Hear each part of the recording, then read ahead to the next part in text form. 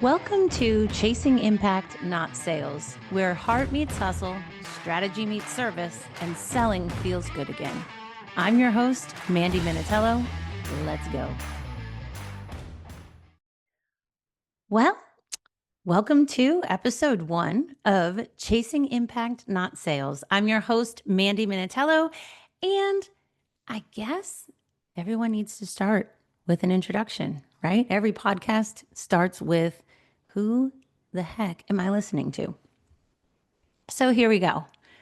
Have you ever had a moment where you look back over your life and suddenly stuff just makes sense, right? Like things that didn't make sense all along the way, suddenly you look back and you're like, okay, God, I get it.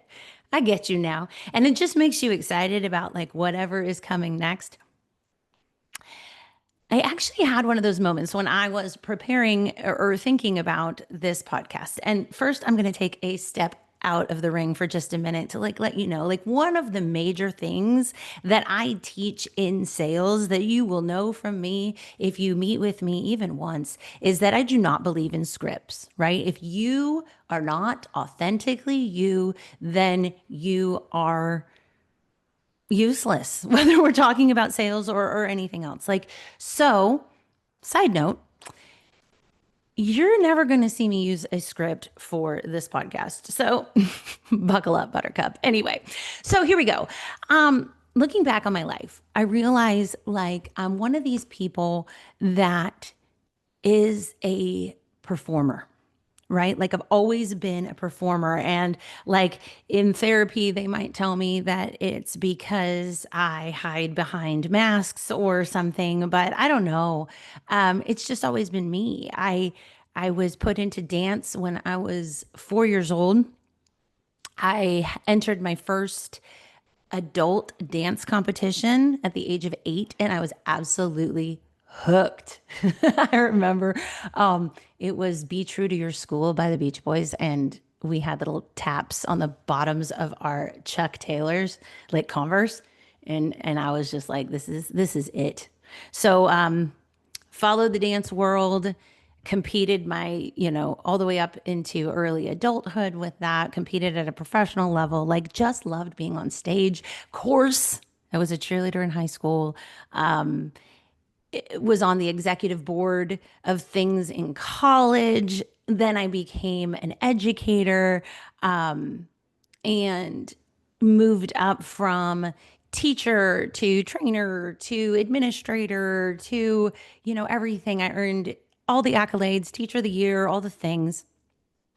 And looking back at my life, now I've been away from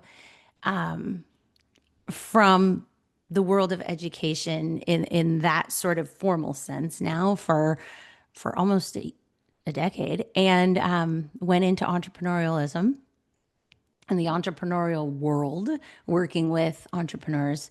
And now, just continue to grow and do things and whatever. And I just realized that looking back, there's this pattern, right? And it's taken some real deep dive work and some real thought into being able to admit this publicly. But maybe you're feeling the same way. Like looking back at my life, right? Whether you're talking about the 4-year-old performer, the 8-year-old who crushed it, in an adult dance competition, the person who had to be on executive boards, the teacher who had to be teacher of the year, who then moved up into administration, who then left to do entrepreneurial things, and take on the world. I've always had to be the best, right? Like I'll admit that.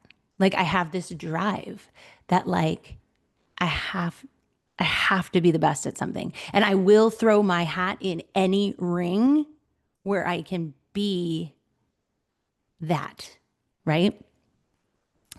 And someday down the road, maybe I'll be able to have Tracy O'Malley on the show because she really uncovered this with me. Like working with her, she works with the Enneagram, and at first, when I was reading about being an Enneagram 3, I was like ashamed, right? At the competitive nature that I embody. But at the same time, I looked back and I'm like, oh, it's who I am, right?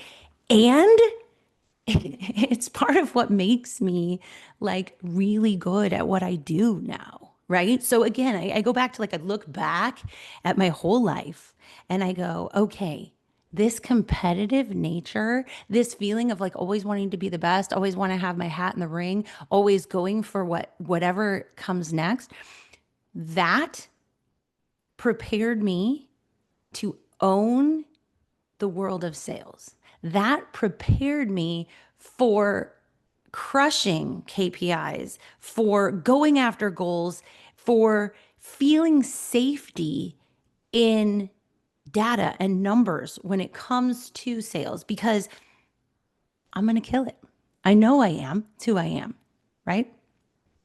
And then there's the other side of the coin, like, who are you, Mandy, right? Well, okay, natural teacher, trainer, like that's who I am, like cheerleader, right? Go back all the way in my life.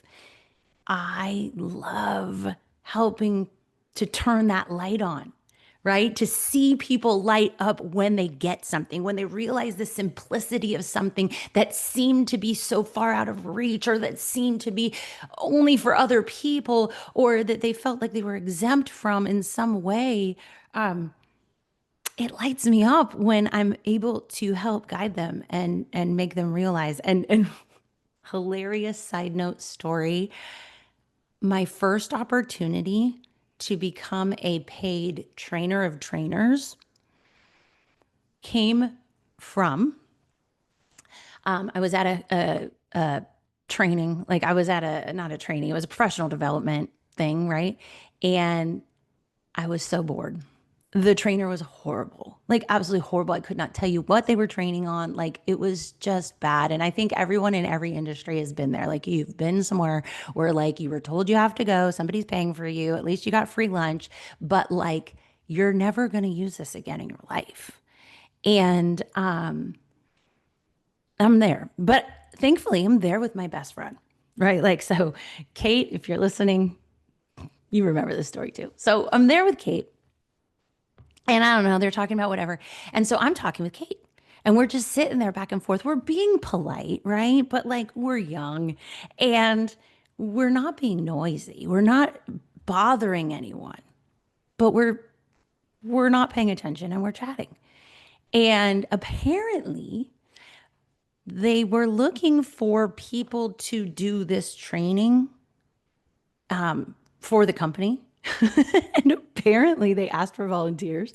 I don't know. We were talking and we got called out and we were voluntold that we were going, Kate and I would be trainers for this company.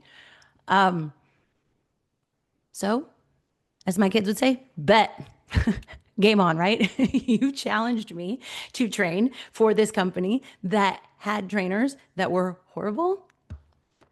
You got it, right? So that was my first time being hired by a company where I traveled to train groups of people for them. And spoiler alert, I was pretty good at it. And I realized like I really like this. And that was the start of something where I love infiltrating groups and helping them to be the best that they can be, helping them to see the simple and to create clarity from something that seems big, complicated, and out of reach. So that's where I'm at. Now I look back and my husband and I, our first dance at our wedding was to a song by Colin Ray called All My Roads. And basically he says, all my roads have led me here, right? And I look back at my professional life and I feel the same way. The 4-year-old who has signed up for, remember the combo class, tap, jazz, and ballet, right? Was the performer who became the competitor, who wanted to be the best, who now helps others to be the best. And that's where I'm at. I'm here to serve people who may not consider themselves salespeople. I am here to teach and train and bring all of my experience to the table to make a difference for the people who need it. I'm here for you. And so that's who I am in a nutshell. Unscripted as always.